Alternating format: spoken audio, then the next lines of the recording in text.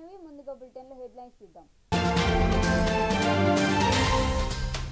తెలంగాణలో నేడు రేపు భారీ వర్షాలు. ఏపీ తమిళనాడు తీరాలకు చేరనున్న అల్పపీడనం.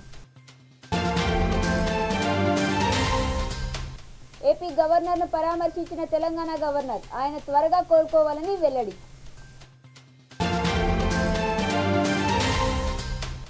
సిద్దిపేట నూతన కలెక్టర్గా హనుమంతరావు ప్రయాణం. సమీకృత కార్యాలయంలో పదవీ బాధ్యతలు స్వీకరణ. మల్లాపూర్ గ్రీన్ హిల్స్ కాలనీలో అగ్ని ప్రమాదం. నిల్వ ఉంచిన డీజిల్ కిరోసిన్తో చెలరేగిన మంటలు. ఇక వార్తల్లోకి వెళ్తే, తెలంగాణలో నేడు రేపు అక్కడక్కడ భారీ వర్షాలు కురిసే అవకాశం ఉందని హైదరాబాద్ వాతావరణ కేంద్రం తెలిపింది. బంగాళాఖాతంలో ఏర్పడిన అల్పపీడనం నేడు ఏపీ తమిళనాడు తీర ప్రాంతాలకు చేరే అవకాశం ఉందని పేర్కొంది. అలాగే దీనికి అనుబంధంగా 5.8 కిలోమీటర్ల ఎత్తు వరకు గాలులతో కూడిన ఉపరితల ఆవర్తనం ఏర్పడినట్లు తెలిపింది.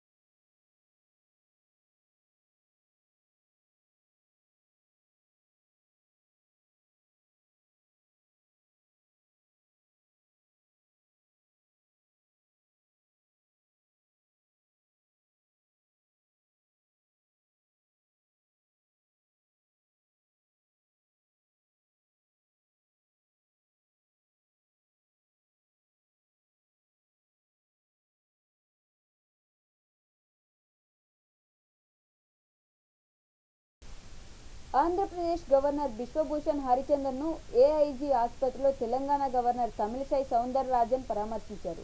ప్రస్తుతం ఆయన ఆరోగ్యం నిలకడగా ఉందని ఆమె అన్నారు. ఒక టీమ్ ఆఫ్ డాక్టర్లు అన్ని రకాల టెస్టులు చేసి ఇన్వెస్టిగేషన్ చేస్తున్నారని, నేను ఒక డాక్టర్ని కాబట్టి హాస్పిటల్ ఎండీ డాక్టర్ నాగేశ్వర్ రెడ్డితో మాట్లాడడం జరిగిందని ఆమె తెలిపారు.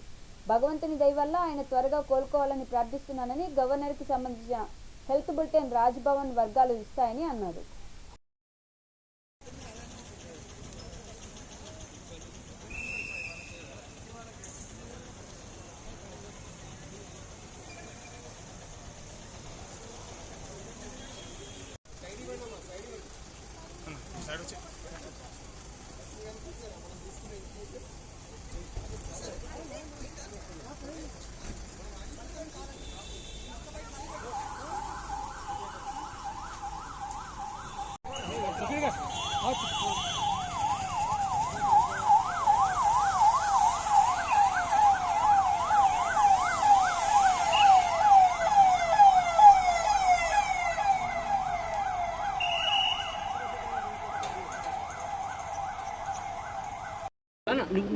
I came to see our Honorable Andhra Governor Vishwabhushan ji, and he has been admitted here with some symptoms, and he is under investigation, and they are in the best hands, and the MD of this hospital, Dr. Nageshwar Rao Nageshwar Reddy is taking care of him, and he is a well experienced doctor, and I have requested them to take the best treatment, to take care of him and to give the best of the treatment. And as a doctor, I also interacted with the doctors, and the hospital now he is under investigation, and the hospital and Rajbhavan will come out with a medical bulletin, and I pray God for his speedy recovery, and doctors are taking the utmost care, and they are under the best treatment, and I wish him a speedy recovery. No, he is stable. He is stable. There is no any problem. He is stable. According to the doctor's version, he is stable. How many days he is suffering? No, I don't know, because all investigations are going on. Thank you, ma'am. Siddipet నాకు సుపరిచితమే. ఆర్డీఓగా సిద్దిపేట నుంచే నా ఉద్యోగ ప్రయాణం కొనసాగించి ఇక్కడే జిల్లా కలెక్టర్గా బాధ్యతలు స్వీకరించడం సంతోషంగా ఉందని నూతన కలెక్టర్ హనుమంతరావు తెలిపారు. సిద్దిపేట సమీకృత కార్యాలయంలో హనుమంతరావు కలెక్టర్ బాధ్యతలు స్వీకరించారు. ముఖ్యమంత్రి కేసీఆర్, మంత్రి హరీష్ రావు ప్రాతినిధ్యం వహిస్తున్న సిద్దిపేట జిల్లాలో కలెక్టర్గా బాధ్యతలు చాలా విలువైనదని ఆయన అన్నారు. గత కలెక్టర్ వెంకట్రామిరెడ్డి మిగిల్చిన అభివృద్ధి కార్యక్రమాలు ఉంటే అవి ఖచ్చితంగా పూర్తి చేస్తానని హామీ ఇచ్చారు.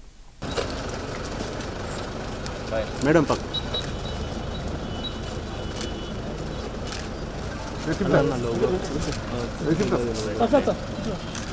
రమేష్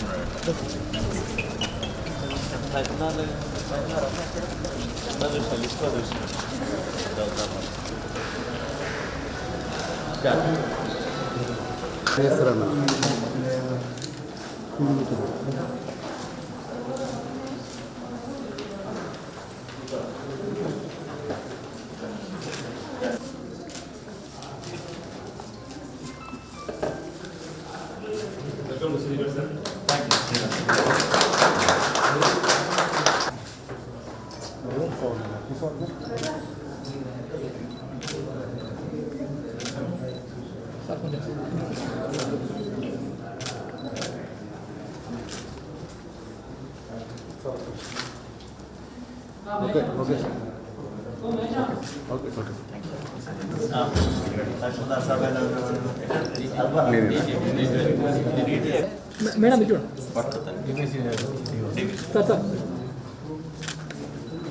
ఓకే. అందరికీ నమస్కారం. ఇక్కడ సిద్దిపేట జిల్లాకి ఎఫ్ఏసీగా పూర్తి అదనపు బాధ్యతలుగా జిల్లా కలెక్టర్గా ప్రభుత్వం నియమించింది. దానిలో భాగంగా ఈరోజు జిల్లాకి రావడం జరిగింది. ఇది అంతా కూడా సుపరిచితమైనటువంటి ప్రాంతం.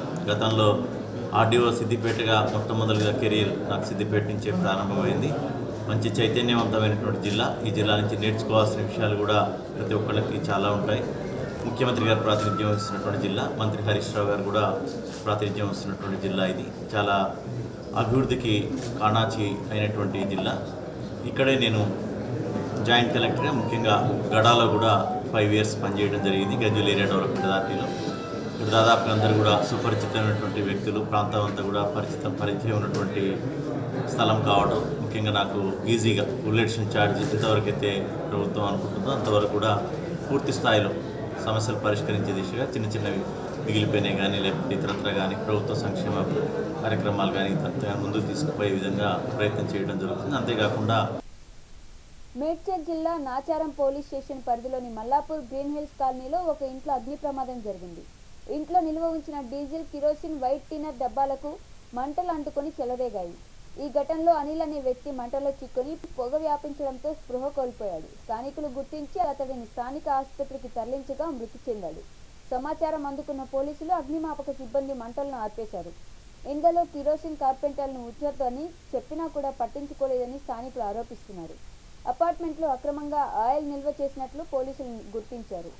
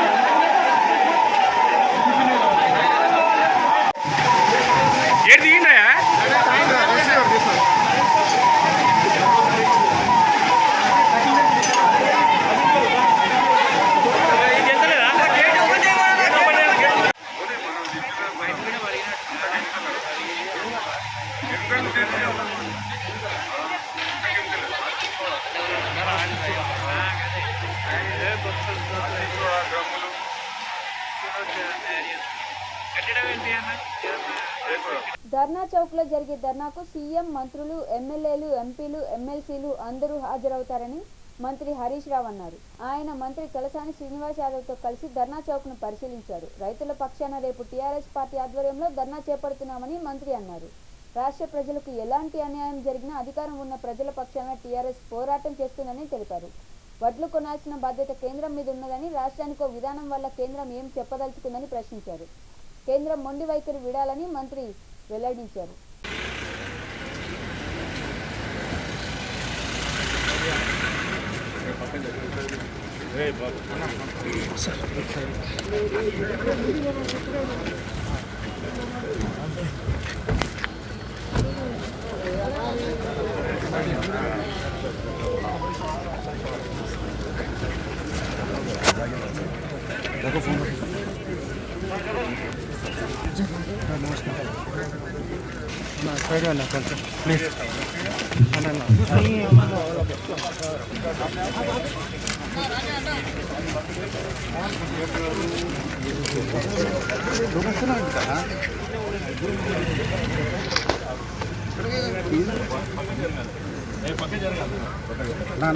ఏందన్నా నువ్వు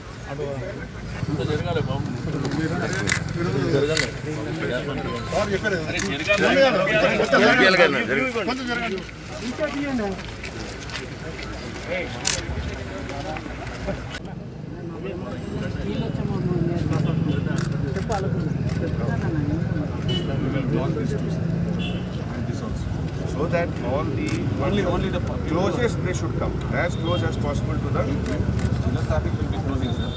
Only the people who are having to participate, they will be allowed, sir. Get down and here 50 vehicles can be parked in the India State.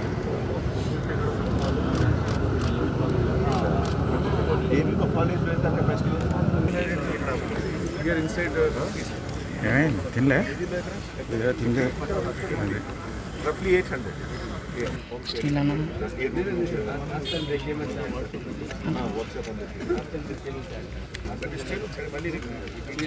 Sometimes they కొత్త డ్రైవర్ వస్తారు ఇది సమ్ కన్ఫ్యూజన్.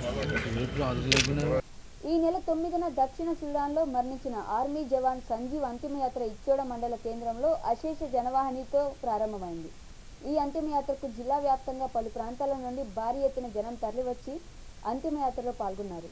దీంతో ఇచ్చోడ మండల కేంద్రంలోని విధులు త్రివర్ణ పథకాలతో నిండిపోయాయి.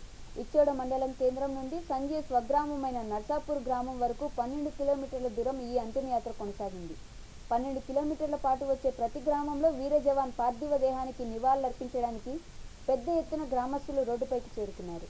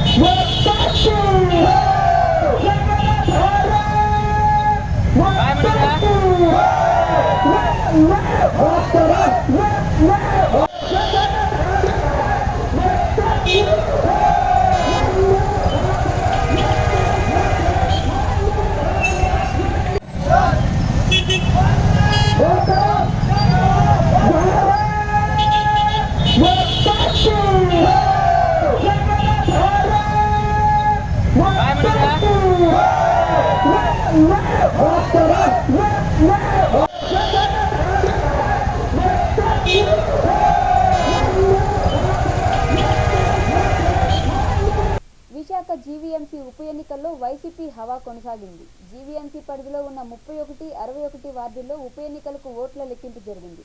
ఈ 2 వార్డుల్లో 61వ వార్డులో టీడీపీ పోటీ చేయకపోవడంతో వైసీపీ గెలుపు లాంఛనంగా మారింది.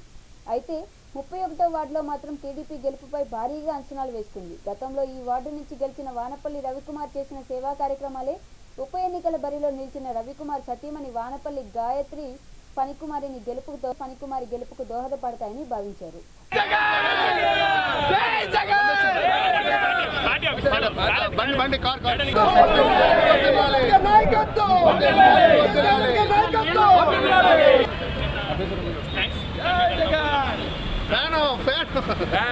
జగన్ జై జగన్ జై వైఎస్ఆర్సీపీ నా గెలుపుకి కారణం ఫస్ట్ లైఫ్ లాంగ్ జగన్ గారు రెడ్డి ఒక దేవుడు లాగా మాకి వచ్చి అవకాశం ఇచ్చారు. జైన్ కులానికి ఈ అవకాశం మేము లైఫ్ లాంగ్ మర్చిపోలేను. ఆ తర్వాత విజయసాయి రెడ్డి గారు పర్సనల్గా ఫుల్ కేర్ తీసుకునే 4 రోజులు ఎక్కడే ఉండి మొత్తం ఎలక్షన్ క్యాంపెయినింగ్ ఫుల్ చేశారు. సో విజయసాయి రెడ్డికి కూడా ధన్యవాదాలు. కేకే రాజు గారు, వంశీకృష్ణ గారు, తెనాలి విజయ్ కుమార్, రెహమాన్ గారు ఉదయపూర్వక ధన్యవాదాలు కలుపుతూ పార్టీకి సేవ చేస్తాను, ప్రజలకి సేవ చేస్తాను. 31 వార్డు ప్రజలందరికీ ధన్యవాదాలు. మీకు సేవ చేసుకునే అందరికీ సేవ చేసే అవకాశం ఇచ్చి మేము సేవ చేసి చూపిస్తాను.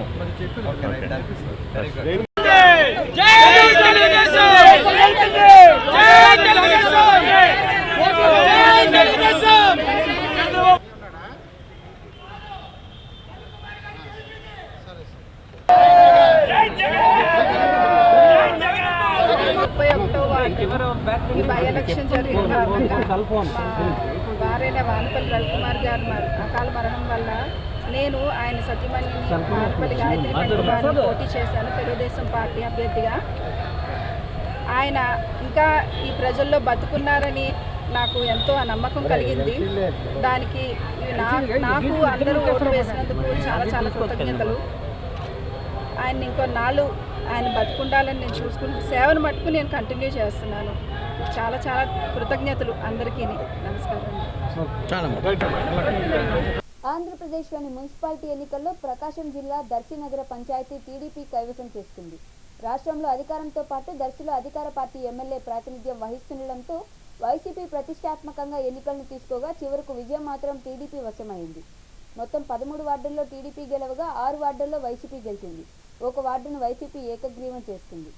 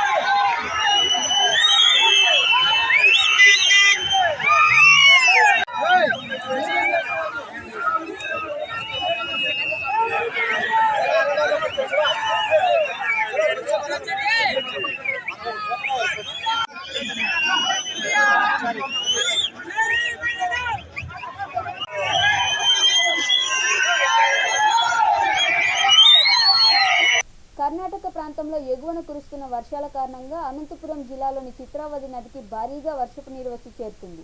దీంతో చిత్రావతి నది ఉధృతంగా ప్రవహిస్తుంది. ఈ క్రమంలో రాయలవారిపల్లికి చెందిన వరలక్ష్మి అనే మహిళ నదీ ప్రవాహంలో కొట్టుకుపోయి గల్లంతయ్యారు. వెంటనే అప్రమత్తమైన అధికార యంత్రాంగం వరలక్ష్మి ఆచూకీ కోసం గాలిస్తున్నారు. నది ప్రవాహం ఎక్కువగా ఉండటం వల్ల అప్రమత్తంగా వ్యవహరించాలని, నదివైపు వెళ్లరాదని పోలీసు అధికారులు సూచించారు.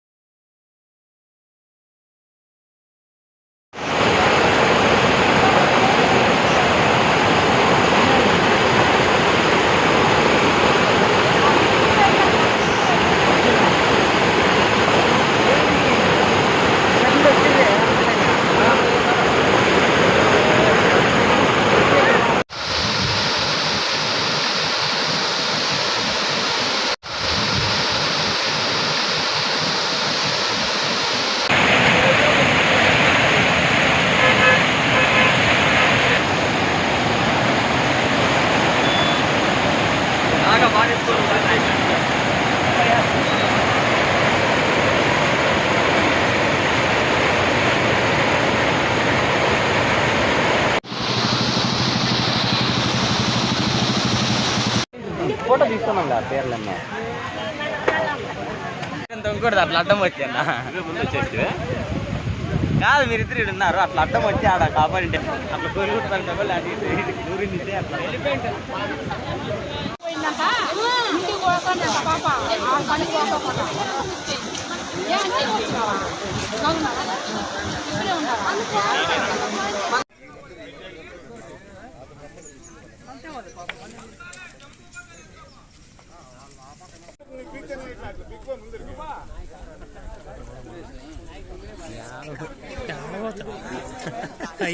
చేప అయితే ఎక్కేది కానీ ఎదురు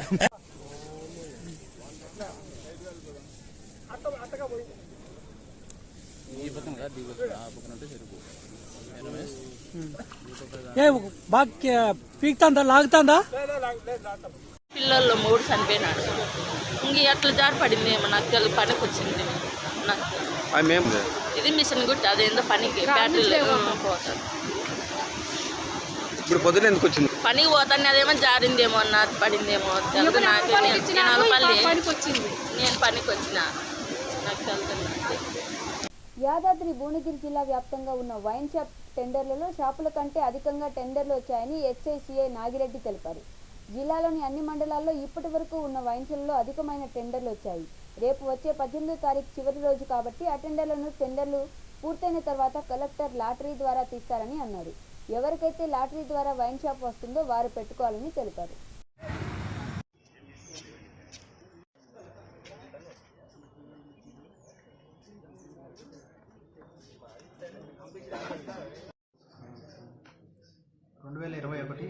సంవత్సరానికి వైన్ షాపుల కొత్త వైన్ షాపుల కోసం 2 సంవత్సరాల రిలీజ్ ఇయర్కి గాను నోటిఫికేషన్ జారీ చేయడం జరిగింది. అందులో భాగంగా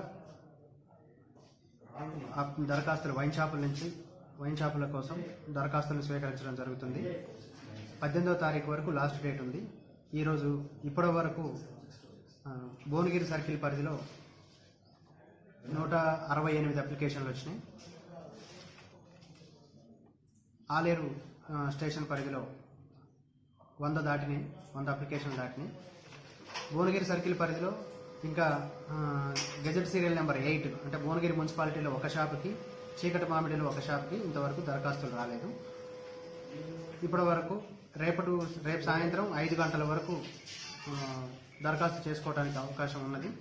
సో ఎవరైనా ఇంకా ఈ షాపులకి దరఖాస్తులు చేసుకోవాలనుకుంటే రేపు సాయంత్రం 5 గంటల లోపు 2 లక్షల చలాన్ తీసుకొని చలాన్ కానీ డీడీ కానీ 3 ఫోటోలు, ఆధార్ కార్డు, పాన్ కార్డు తీసుకొని వచ్చి అప్లై చేసుకోవచ్చు. తిరుమల వెంకటేశ్వర స్వామి వారిని నగరి ఎమ్మెల్యే రోజా దర్శించుకున్నారు. తన జన్మదినం సందర్భంగా కుటుంబ సభ్యులు, స్నేహితులతో కలిసి స్వామివారిని దర్శించుకుని మొక్కులు తీర్చుకున్నట్లు ఆర్కే రోజా తెలిపారు. ఈ క్రమంలో ఆలయ అర్చకులు ఎమ్మెల్యే రోజాకు ప్రత్యేక ఆశీర్వచనాలు చేసి తీర్థ ప్రసాదాలు అందజేశారు. సీఎం జగన్ పాలనలో ప్రజలంతా సంతోషంగా ఉండాలని శ్రీవారిని కోరుకున్నట్లు ఎమ్మెల్యే రోజా పేర్కొన్నారు.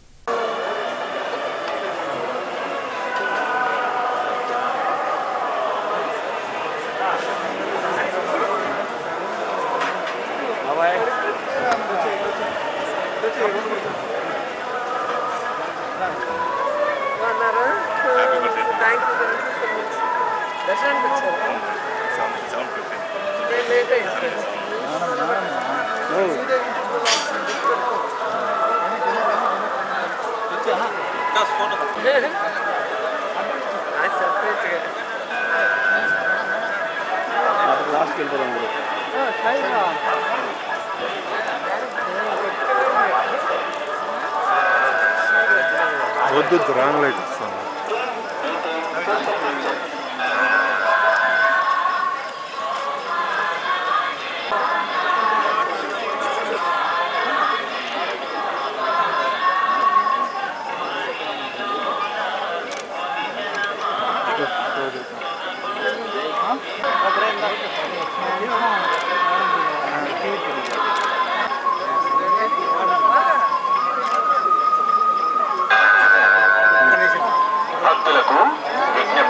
మాసం తీసుకోండి.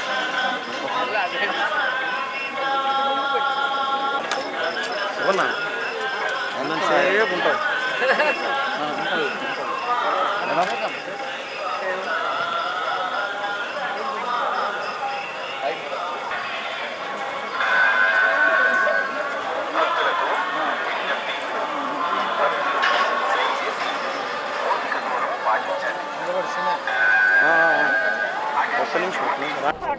ఈరోజు నా పుట్టినరోజు. సో నా ఇష్టదైవమైన వెంకటేశ్వర స్వామి ఆశీస్సులు తీసుకోవడానికి కొండకు రావడం జరిగింది. సో దర్శనం చాలా బాగా జరిగింది, చాలా హ్యాపీగా అనిపిస్తుంది. సో జగన్ గారి పరిపాలనలో ప్రజలందరూ సుఖంగా ఉండాలి, అలాగే మేము మా కుటుంబ సభ్యులు బాగుండాలని మనస్ఫూర్తిగా కోరుకున్నాను. చెన్నై అంతర్జాతీయ పోస్టాఫీస్లో MDMA డ్రగ్స్తో పాటు గంజాయి పట్టుబడిన ఘటన స్థానికంగా కలకలం రేపుతోంది.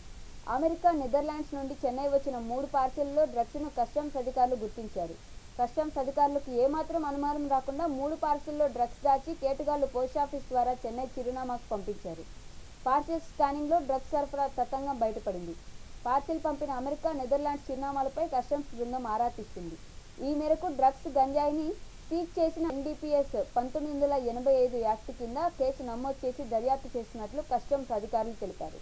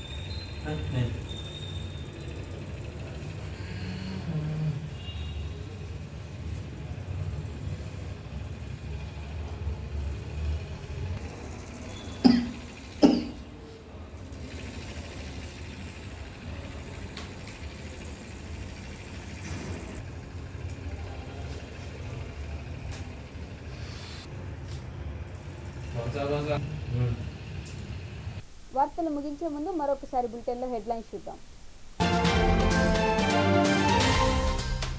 తెలంగాణలో నేడు రేపు భారీ వర్షాలు. ఏపీ, తమిళనాడు తీరాలకు చేరనున్న అల్పపీడనం. ఏపీ గవర్నర్ను పరామర్శించిన తెలంగాణ గవర్నర్, ఆయన త్వరగా కోలుకోవాలని వెల్లడి.